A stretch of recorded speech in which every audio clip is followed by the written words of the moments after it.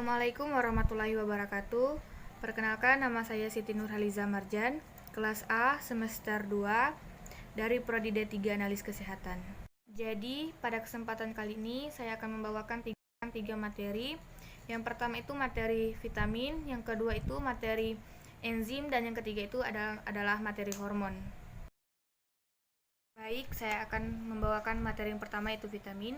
Pengertian dari vitamin. Jadi, vitamin ini adalah suatu zat senyawa kompleks yang sangat dibutuhkan oleh tubuh. Tubuh kita itu tidak dapat memproduksi vitamin itu sendiri. Jadi, dari mana kita mendapatkan vitamin? Kita dapat mendapatkan vitamin itu dari makanan seperti sayuran atau buah-buahan. Tubuh kita hanya perlu sedikit saja vitamin, namun terus-menerus. Jadi, vitamin ini juga berfungsi untuk pertumbuhan sel dan penggunaan makanan dan pengeluaran energi yang di dalam tubuh. Jadi setiap makhluk hidup itu membutuhkan vitamin. Apabila tubuh kita kekurangan vitamin, maka tubuh kita akan rentan terhadap penyakit.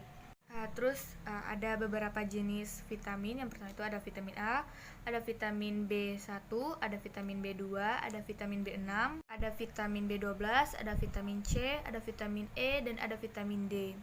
Dan ada vitamin K. Jadi vitamin juga memiliki fungsi di dalam tubuh seperti yang pertama itu mengatur zat-zat yang di dalam tubuh. Yang kedua itu menguatkan gigi dan tulang, membantu pertumbuhan, memperkuat daya tahan tubuh agar kita tidak mudah sakit.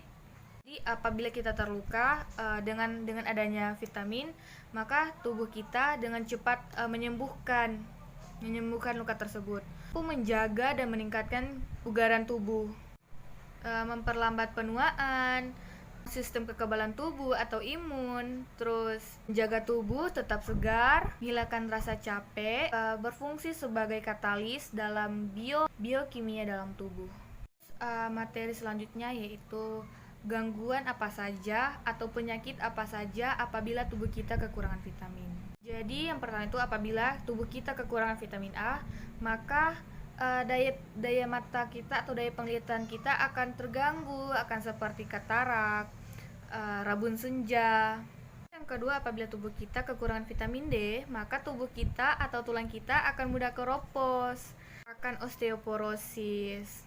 Dan apabila tubuh kita kekurangan vitamin E, maka tubuh kita akan mudah terkena yang namanya kanker seperti kanker payudara, kanker paru-paru, bahkan gangguan pada saluran pencernaan. Terus selanjutnya apabila tubuh kita kekurangan vitamin K. Jadi apabila tubuh kita kekurangan vitamin K akan terganggu pada pembekuan darah.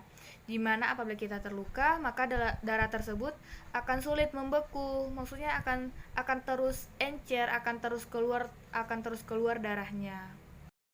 Terus kesimpulan dari materi vitamin yang dapat saya simpulkan adalah vitamin adalah zat kimia yang sangat dibutuhkan oleh tubuh dalam jumlah sedikit namun terus-menerus.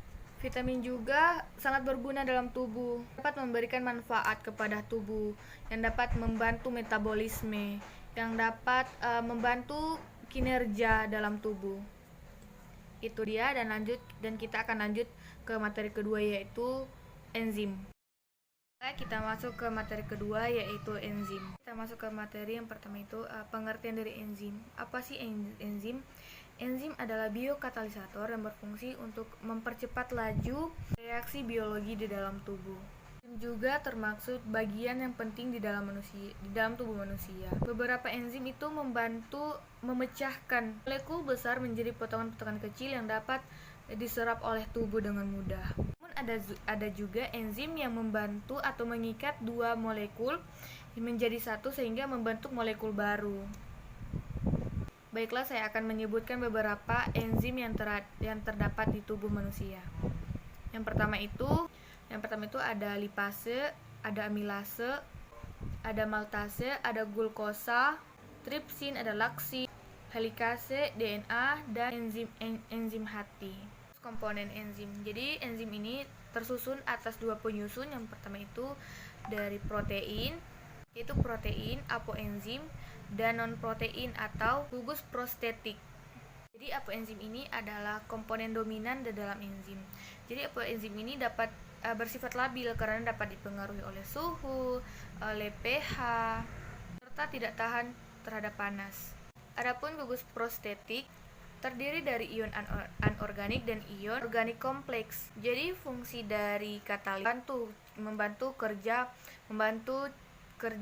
enzim. Fungsi kofaktor ialah katalis yang mampu meningkatkan kerja enzim. Di mana pada umumnya enzim ini memiliki 6 sifat. Yang pertama itu enzim hanya mengubah kecepatan reaksi. Jadi enzim ini tidak mengubah produk terakhir. Jadi enzim tidak mengubah produk akhir yang dibentuk. Yang kedua, enzim bekerja secara spesifik. Yang ketiga, enzim merupakan protein. Yang keempat, enzim diperlukan dengan jumlah sedikit sesuai dengan fungsinya itu katalis. Yang kelima, enzim bekerja secara bolak-balik. Terus yang terakhir, enzim dipengaruhi oleh faktor lingkungan. Maka saya dapat menarik kesimpulan bahwa makanan yang akan terpecah menjadi energi melalui proses metabolisme yang terjadi di dalam tubuh. Jadi metabolisme ini merupakan suatu reaksi kimia yang terjadi di dalam tubuh makhluk hidup yang dimaksudkan untuk memperoleh energi. Terus kita masuk ke materi ketiga, yaitu hormon.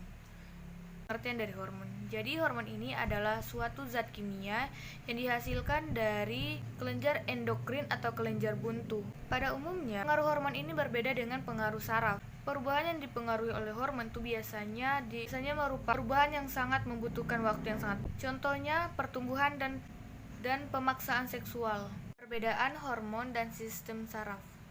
Sistem saraf dan hormon juga memiliki persamaan.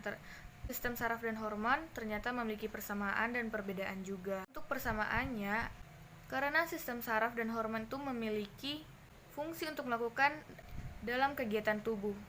Terus ada hormon insulin, di mana hormon insulin ini adalah hormon alami yang diproduksi oleh pankreas. Insulin ini berfungsi untuk menyerap glukosa ke dalam sel-sel tubuh untuk mengendalikan gula darah. Glukosa sendiri biasanya berasal dari makanan yang mengandung karbohidrat dan diubah tubuh menjadi sumber energi utama. Cara kerja insulin.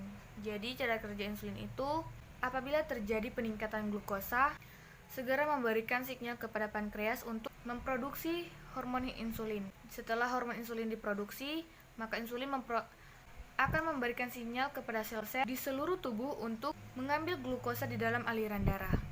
Mungkin hanya itu saja yang dapat saya sampaikan. Lebih dan kurangnya saya mohon maaf. Wabillahi taufiq wal hidayah. Wassalamualaikum warahmatullahi wabarakatuh.